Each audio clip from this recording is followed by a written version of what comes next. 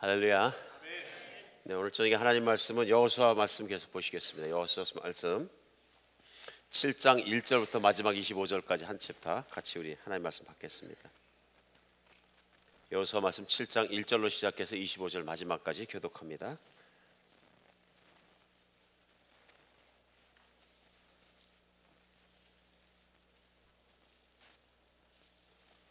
여호수아 구약 성경입니다. 우리 준비되어서 우리 교독합니다.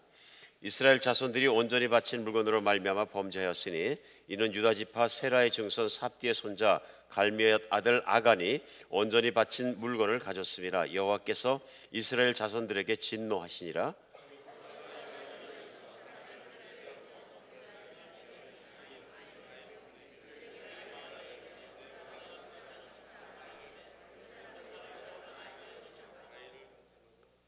여호수아에게로 돌아와 그에게 이르되 백성을 다 올라가게 하지 말고 2-3천 명만 올라가서 아이를 치게 하소서.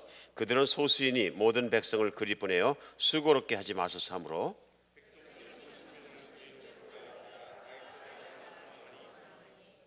아이 사람이 그들을 36명쯤 쳐 죽이고 성문 앞에서부터 스바림까지 쫓아가 내려가는 비탈에서 쳤으므로 백성의 마음이 녹아 물같이 된지라.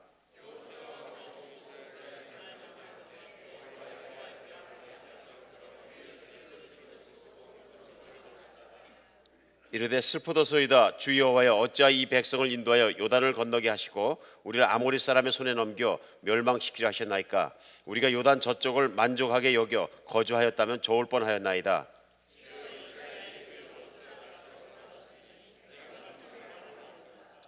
가나안 사람과 그 땅의 모든 사람들이 듣고 우리를 둘러싸고 우리 이름을 세상에서 끊으리니 주의 크신 이름을 위하여 어떻게 하시어 하나이까 하니,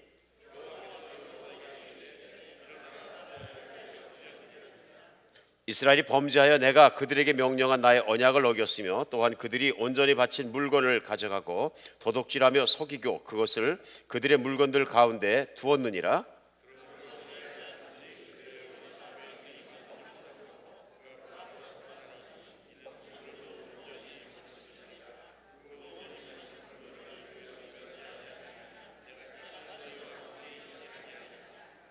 너는 일어나서 백성을 거룩하게 하여 이르기를 너희는 내 일을 위하여 스스로 거룩하게 하라. 이스라엘의 하나님 여호와의 말씀에 이스라엘아, 너희 가운데 온전히 바친 물건이 있나니 너희가 그 온전히 바친 물건을 너희 가운데서 제하기까지는 내 원수들 앞에 능히 맞서지 못하리라.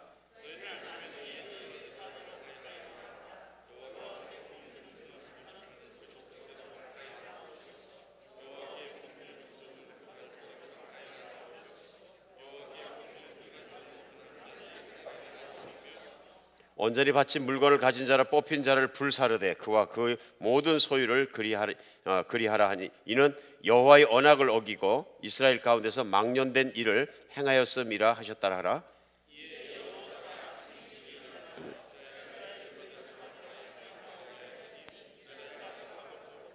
유다 족속을 가까이 나오게 하였더니 세라 족속이 뽑혔고 세라 족속의 각 남자를 가까이 나오게 하였더니 삽디가 뽑혔고,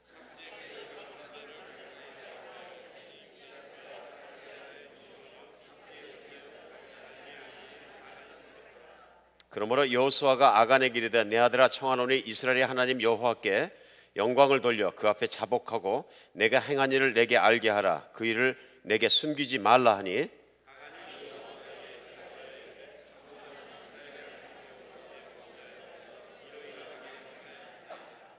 내가 노력한 물건 중에 시날산의 아름다운 외투 한 벌과 은 200세겔과 그 무게가 50세겔 되는 금덩이 하나를 보고 탐내어 가졌나이다.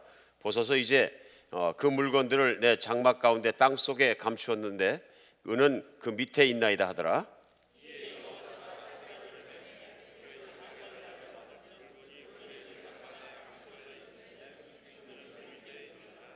그들이 그것을 장막 가운데서 취하여 여호수아와 이스라엘 모든 자손에게 가지고 오매 그들이 그것을 여호와 앞에 쏟아 놓으니라.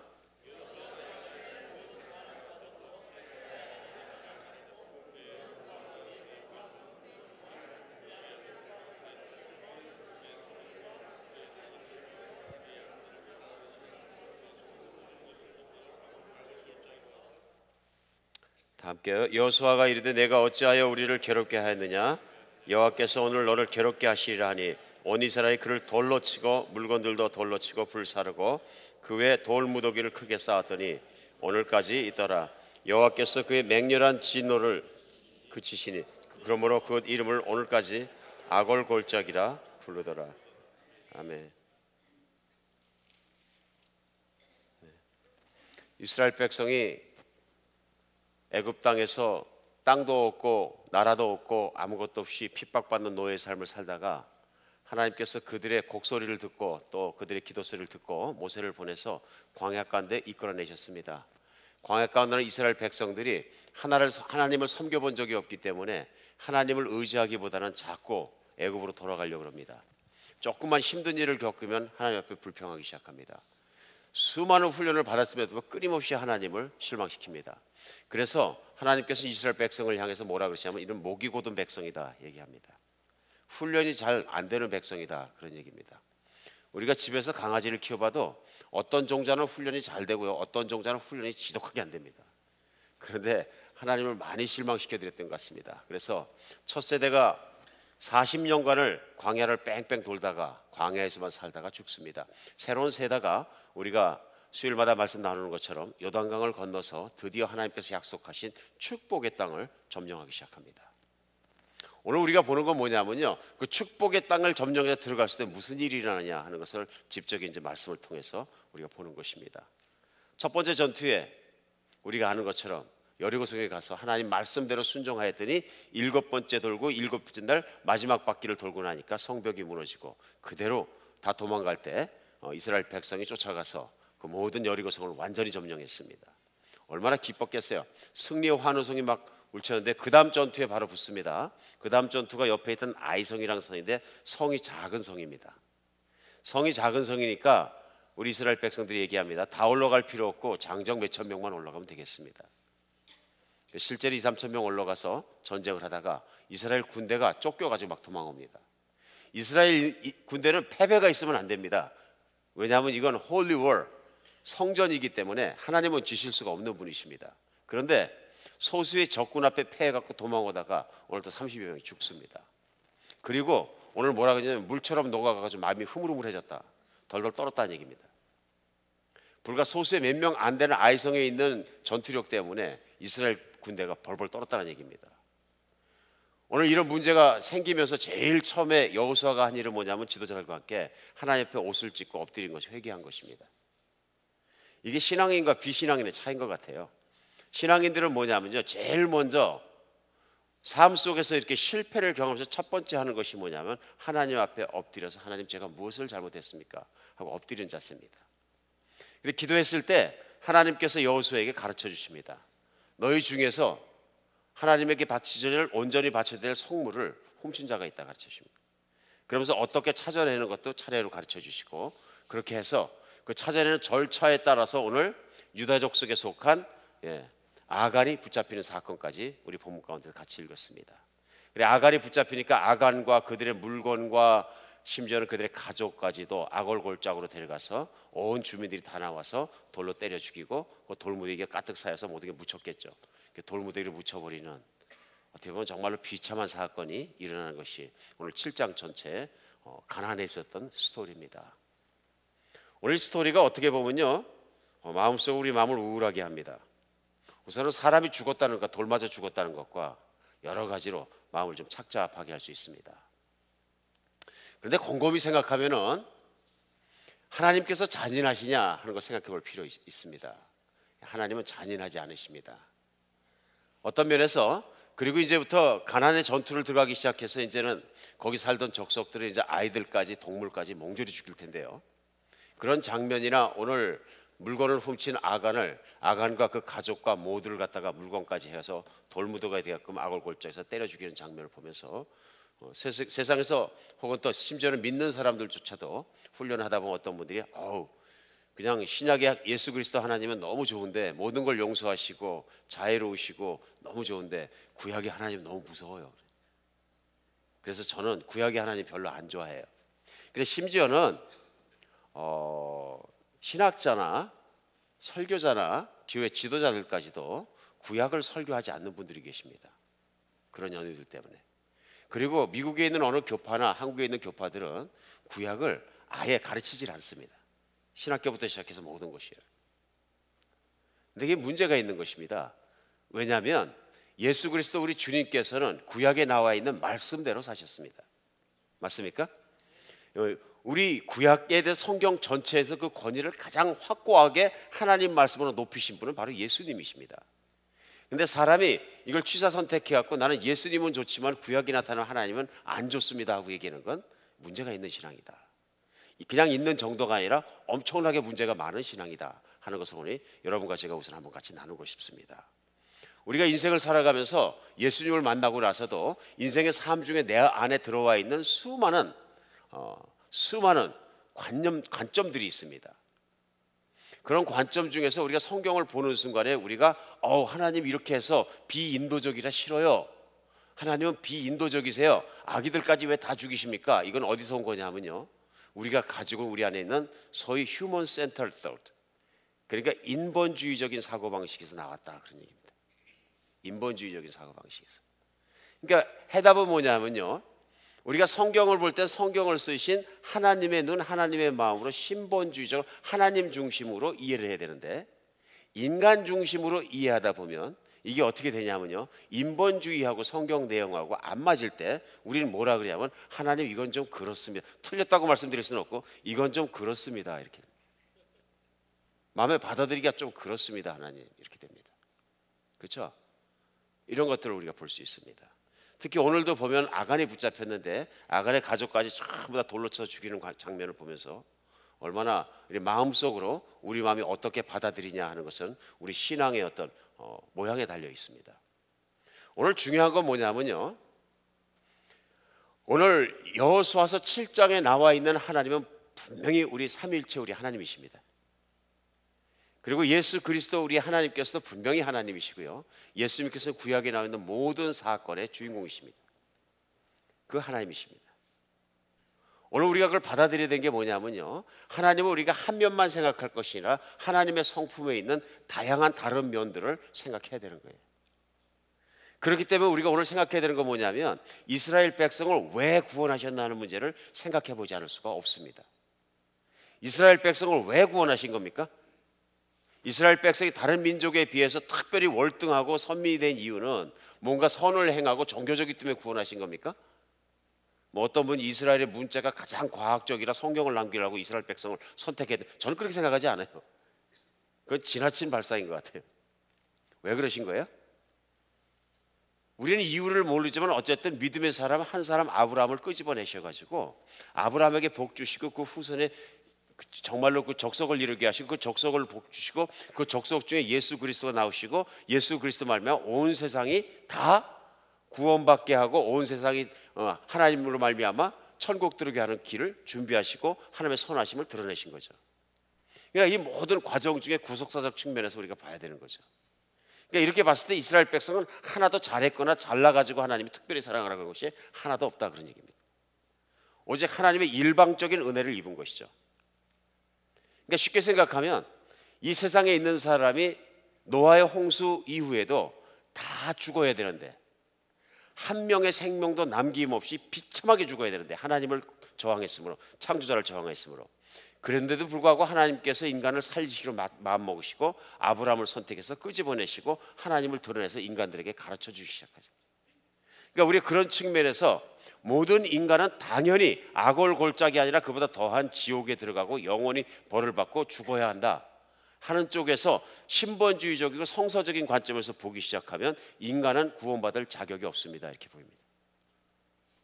거기서 시작하면 가나안 땅에서 죄가 만영할 때까지 이스라엘 백성들을 갖다 400년이나 애굽 땅에서 고생하도록 하나님께서 기다리신 이유는 뭐냐면요, 가나안에 있는 사람들에게 충분한 시간을 줬다는 얘기입니다. 그럼에도 불구하고 가나안에 있는 사람들이 죄가 완전히 꽉 차가지고 인간이기를 거부한, 동물만 또 못한 존재가 된 거죠. 동물은 자기가 배고프지 않으면 사냥하지 않습니다. 죽이지 않습니다. 인간은 재미로 죽입니다. 정말 악합니다. 인류의 역사의 전쟁들을 보세요. 전쟁에서 포로를 붙잡아 갖고 오면은 지금은 인도주의적인 차원에서 그렇게 못하지만 예전에는 장난으로 죽였습니다. 찢어 죽여보고 태워 죽여보고 별짓을 다 했어요. 몸을 갈기갈기 찢어서 그걸 갖다 맷달아도 보고, 진짜 잔인한 과거 역사에 보면요, 그런 것들이 너무 많이 나와요.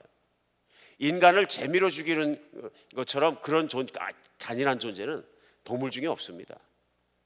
엄청나게 잔인한 거죠. 잔인한 것뿐만 아니라 음탕하고 타락하고 그런 모습들이, 동물 맛도 못한 모습이 가득 일어나니까 그 족속은 남겨둬봤자 계속 죄 속에서 사는 거죠. 하나님 이제 이스라엘 백성을 끄집어내셔가지고 구원받은 백성을 가나안 땅에서 남은 족속을 싹 몰아내시고 거기에다 이스라엘 백성을 살기로 결정하신 거예요. 자, 여기까지 오늘 설명했습니다만은, 하나님이 이스라엘 백성을 구원하신 목적은 뭡니까? 모든 인류를 구원하시게 하고 하나님의 거룩하심과 하나님의 공의와 하나님 나라를 일으키시면서 하나님을 가르쳐 주시기 원했어요. 인간들에게. 그게 뭐냐면 계시하신 거잖아요. 그래서 이스라엘 백성에게 하나님을 가르치시고 그 다음에 세상 온 열방까지도 하나님을 알기를 원하신 것이 하나님의 목적이었어요. 근데 이스라엘 백성이 거기에 계속 실패합니다. 하나님을 바로 아는 백성은 하나님을 바로 대해드립니다. 근데 하나님에게 가장 최종적으로 추구하시는 건 뭐냐면 그분의 영광이에요. 영광이에요. 하나님의 영광을 절대로 포기하지 않으세요. 그러니까 창세 이전부터 창세 이후까지 영원 동안 하나님께 추구하시는 것, His glory, 그분의 영광이에요. 그분의 영광을 지키기 위해서 뭐가 있어야 되냐면요, 거룩해야 돼요. 죄가 있으면 안 돼요. 더러우면 거룩하고 공의로우셔야 돼요. 거기 의가 있어야 돼요. righteousness. 그렇죠? 하나님 의로우셔야 돼요. 불의하신데 어떻게 영광이 있어요? 거룩하지 않은데 어떻게 영광이 있고요? 그러니까 하나님 완벽하게 의로우시고 완벽하게 영광을 추구하시는 분이세요. 그리고 완벽하게 사랑이신 분이시고, 이 모든 것들이 같이 있어야, 하나님 선하심도 같이 있어야 하나님의 글로리가, 영광이 빛나는 것입니다. 인간은 타락했기 때문에 자기의 눈으로 볼 때는 하나님의 영광을 모르는 거예요. 죄를 참지 않는 것도 하나님의 영광 때문에 그렇습니다. 참으실 수가 없으신 거예요, 사실은. 그럼에도 불구하고 하나님 안에 있는 사랑이 인간의 죄를 참기로 결정하게 만드신 거죠. 오늘 구약에서 오늘 본문 내용도 그것을 보여주십니다. 이스라엘 백성이 빨리 많은 땅을 차지하고 배부르게 먹고 사는 것이 하나님의 목적은 아니다 하는 얘기예요. 맞습니까? 그러니까 우리가 쉽게 생각할 땐 이스라엘 백성들이 젖과 꿀을 흐르는 땅에 가서 배부르게 잘 먹고 잘 사는 것이 하나님 뜻이라고 파라다이스를, 낙원을, 하나님의 나라를 착각할 때가 되게 많아요. 하나님의 나라는 그런 것이 아닙니다. 하나님의 나라는 무조건 먹고 사는 것이죠. 먹고 사는 것이 목적인 나라가 아닙니다. 하나님의 나라는 하나님의 영광을 즐기는 것입니다. 근데 이스라엘 백성이 하나님의 영광을 만끽하고 즐기고 인조하기 위해서는 이스라엘 나라가 하나님의 뜻으로 다스려져야 돼요. 하나님의 뜻에 100% 순종해야 돼요. 근데 문제는 뭐냐면 공동체 안에 순종하지 않는 사람이 있는 거예요. 순종하지 않은, 오늘 아간과 같은 사람이 있는 거예요. 근데 아간과 같이 순종치 않는 사람을 하나님의 공의로 다스려주지 않으시면 하나님의 거룩함이 드러나지 않는 거예요. 왜 그래요? 죄는 전염력이 무지하게 강합니다.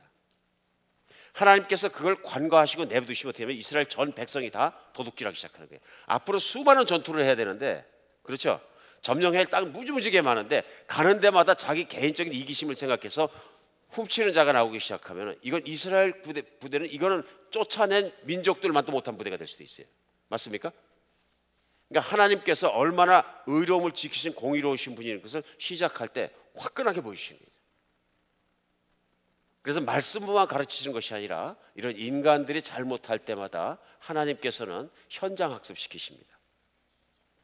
우리 하나님은 현장 학습의 달인이십니다. 사실은 우리가 교육훈련에서 또 교육과들도 얘기할 때 가장 중요한 게 뭐냐면요, 이 세상 가장 효과적인 학습 방법은 현장 학습입니다. 그래서 예수님께서도 나중에 육신으로 오셔서 제자들을 가르치실 때 말씀으로 가르치셨으면 가장 중요한 건 뭐냐면 모범과 행동으로 가르치셨습니다. 각 고을과 마을과 빌리지를 다 다니셔서 전도하시고 천국 전하시고 사람들을 사랑하시는 모습들을 그대로 보여주시면서 제자들이 따라할 수 있게 하셨습니다. 이게 뭐예요? 현장 학습입니다. 그 다음에 제자들이 서로 누가 크냐고 막 싸움을 어떻게 하냐면요, 그 teachable 모멘트, 그 가르칠 수 있는 모멘트를 예수님은 그냥 지나가게 안 하셨습니다. 어떻게 해요? 반드시 현장에서 가르치십니다. 우리 아이들도 그렇습니다. 우리 아이들을 훈련시킬 때도 우리가 딱 가르쳐야 되는 모멘트가 있습니다. 아, 요건 여기서 자기 형제 간에 싸울 때도 여기서 가르쳐야 되겠다는 그 모멘트들이 있습니다. 하나님은 성경에 보면요, 철저하게 현장에서 가르치시는 분이십니다. 그러므로 여러분과 저도 21세기에 성령을 모시고 살아가 믿음의 사람을 살아가면서 우리가 가장 많이 하나님을 알고 배우는 것은요, 삶의 현장 속에서 배웁니다. 믿음의 삶 속에서 배웁니다. 우리 교회를 같이 섬겨가는 공동체의 삶 속에서 하나님을 가장 많이 배웁니다. 오늘 우리가 아간의 사건을 여호수아 7장에서 쭉 보면서 그럼 성경을 통해서 우리가 하나님의 영광도 알고 모든 것을 배워가는 과정에서 우리가 배울 수 있는 건 뭐가 있을까요? 우리는 그 이스라엘 백성이 실패했던 아이성의 전투를 통해서 우리가 꼭 배워야 합니다. 왜냐하면 우리도 인생이 실패할 수 있기 때문에 그렇습니다. 또 왕왕 신앙생활하다 많이 실패하고 교회도 공동체의 삶을 살다가 실패하는 경우가 너무나 많기 때문에 그렇습니다. 제일 먼저 우리는 세상과는 다른 가치관을 가져야 합니다. 세상과는 다른 가치관이요. 특별히 이스라엘 공동체가 오늘 같이 갔는데 한 사람이 도둑질해서 죄를 지니까 공동체 전체가 피해를 입었어요. 맞습니까?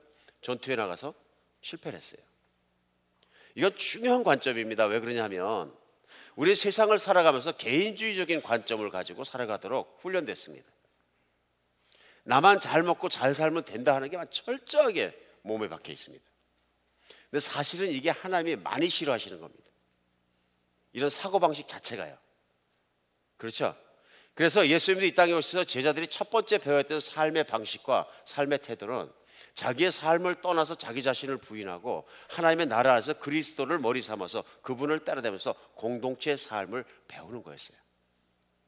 서로가 사랑하고 서로가 섬기고 형제 입속에 들어가는 맛있는 것이 들어가는 것을 내가 먹은 것보다 더 배부르게 생각하는 그런 새로운 삶의 방식을 배워야 됐었어요.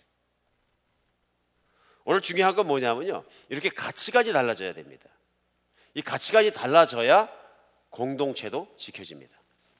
그러니까 쉽게 생각해서 우리 이스라엘 공동체와 같이 지금은 예수 그리스도로 말미암아 교회라는 것은 우리 믿음의 공동체잖아요. 커뮤니티거든요. 그럼 이 공동체가 하나 돼야 되는데 하나 되는데 가장 중요한 건 뭐냐면요, 자기 부인입니다. 예수 그리스도를 믿고 내가 옛사람을 십자가에 못 박고 철저하게 자기 부인이 된 사람들, 자기가 디나이 된 사람들이 모이면은 공동체가 하나 되기가 훨씬 쉬운 거죠. 근데 예를 들면 자기 이기심을 다 가지고 있는 사람들이 많이 모이면 많이 모일수록 교회는 어떻게 됩니까?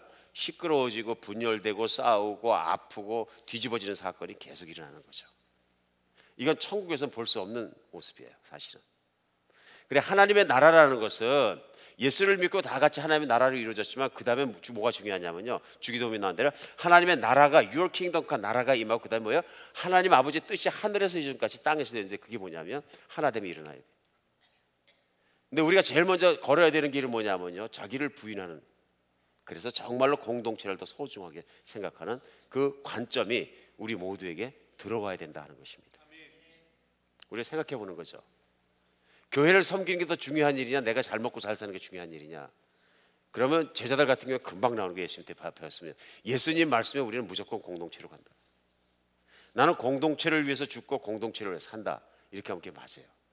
그러니까 그렇게 됐기 때문에 사도행전에 보면은 초대교회가 성령이 내리고 나니까 자기 재산을 재산으로 여기지 않고 모두가 다 함께 살아가는 모습이 그래서 생긴 거죠. 가진 자나 갖지 않은 자가 유무상통하고 핍절한 자를 도와주고 다 같이 살아갈 수 있는 분위기는 오직 그때 생겼던 거죠.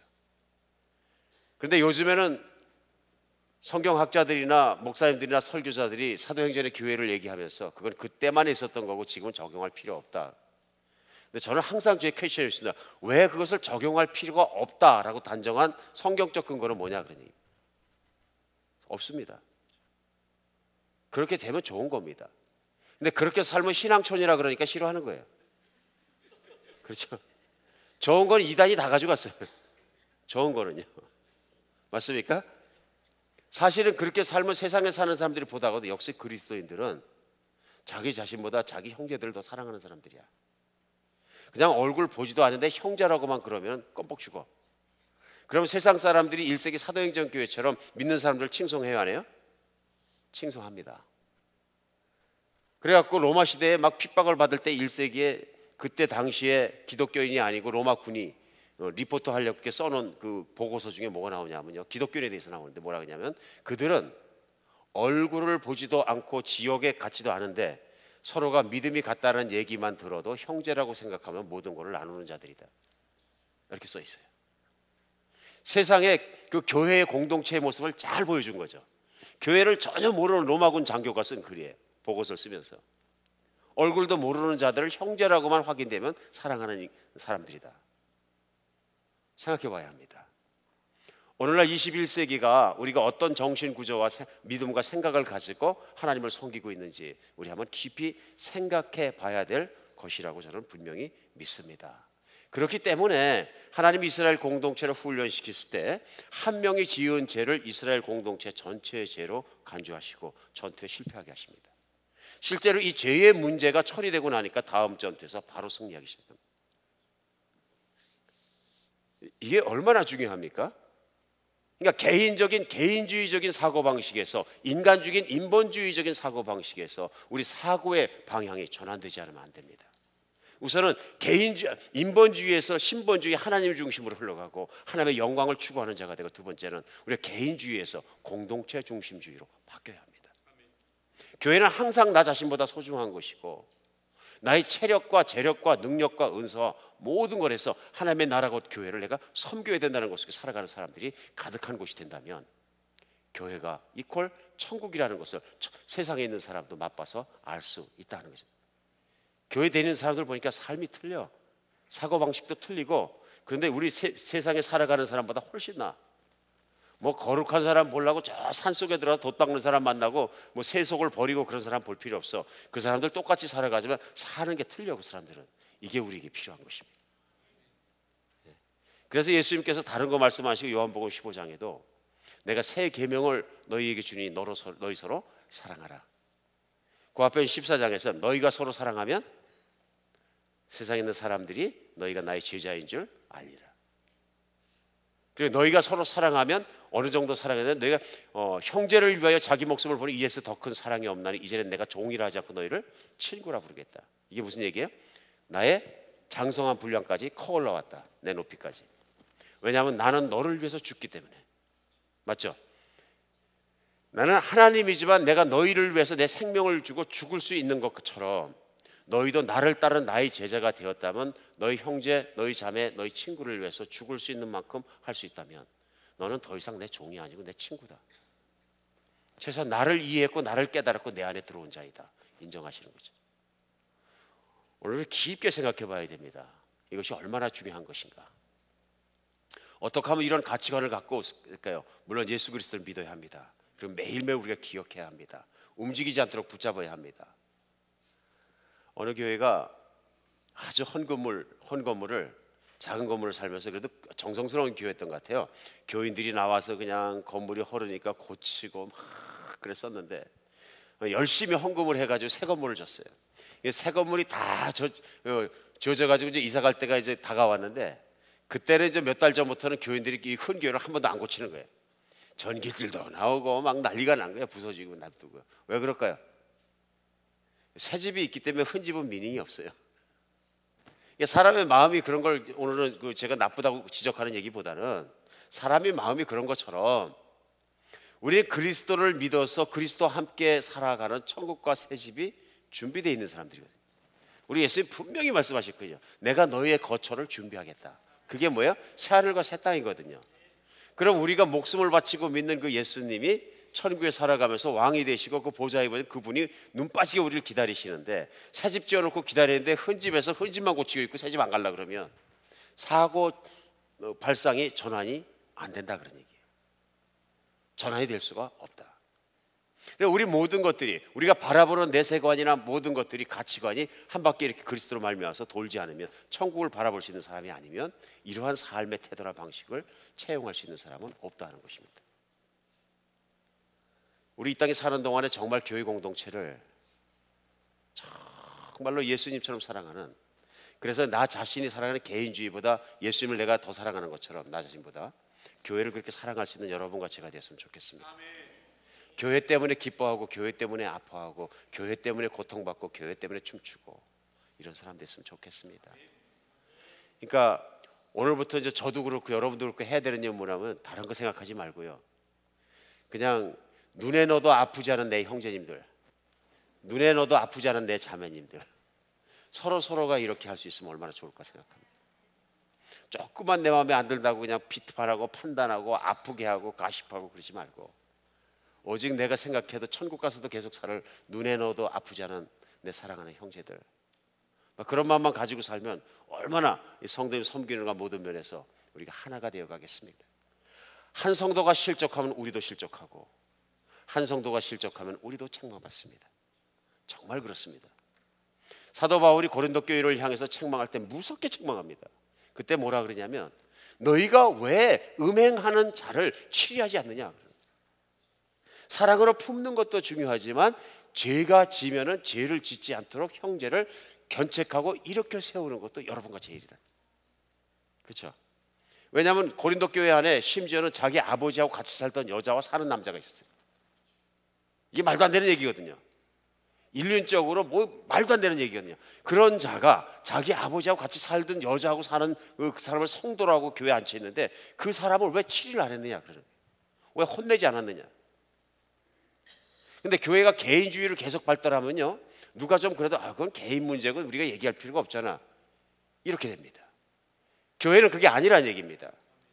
교회가 한 성도들의 행위에 대해서 무관심한 것은 아니라 그런 얘기입니다. 중요하다고 생각합니다. 그러면 신약 성경에 나와 있는 건 뭐냐면, 형제가 죄를 짓는 것을 보거든 너희는 가서 형제 보고 죄를 짓지 말라고 얘기하라. 그리고 그가 듣지 않거든 교회에 얘기해라. 교회의 말도 듣지 않거든 이방인처럼 버려버려라. 이게 무슨 얘기예요? 교회는 성결하게 지켜야 되는 것이다. 현대교회는 이거 무서워서 못하는 거예요. 죄를 져도 냅두는 거예요. 옆에 있는 성도 막 바람 피고 다니고 난리 치는데 냅두는 거예요, 그냥. 그럼 어떻게 하라는 거예요? 교인이 가서 두 명이서 얘기해보고, 성도님 그러지 마십시오. 권면하는데 뭐 자기는 그게 아니고 플라토닉 러브고 뭐 막 얘기하면, 플라토닉이고 플라스틱이 간에 하나님 말씀에 안 맞으니까 당신 불륜이야. 얘기해 줘야 되는 거죠. 그래도 말 안 들으면 목사하고 얘기하고, 목사는 징계위원회에다 딱 불러가지고 혼내야 되는 거죠. 그렇죠? 회개하시오. 회개하고 돌아오시오. 하나님이 절대로 좋아하지 않습니다. 상처받는 가족도 있고 아이들도 있는데 그게 무슨 소리입니까? 무릎 꿇게 만들어야 되는데 오늘날 우리가 교회가 그걸 잘못하는 거예요. 하나님은 성결한 교회를 기뻐하십니다.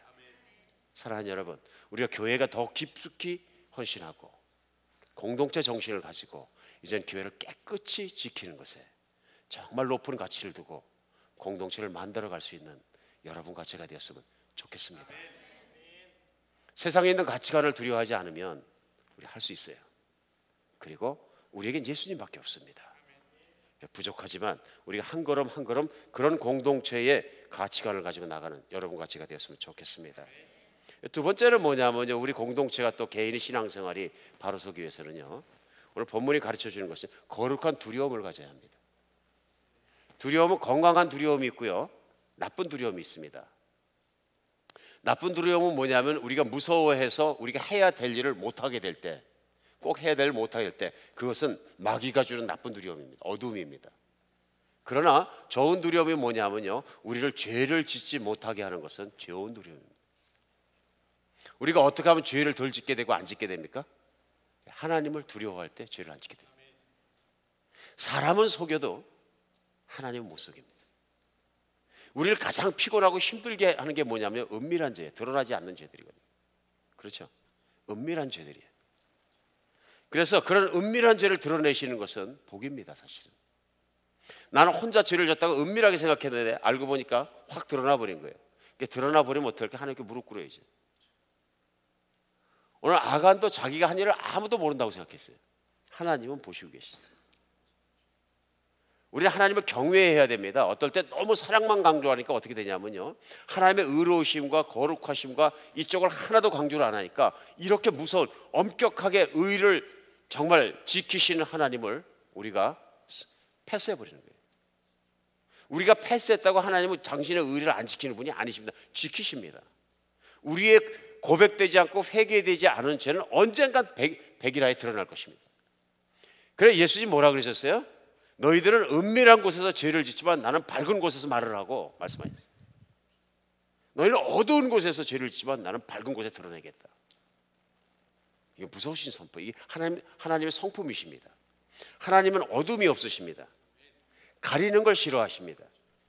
하나님 가장 좋아하시는 거 그래서 정직한 사람들입니다. 정직한 사람이 형통합니다.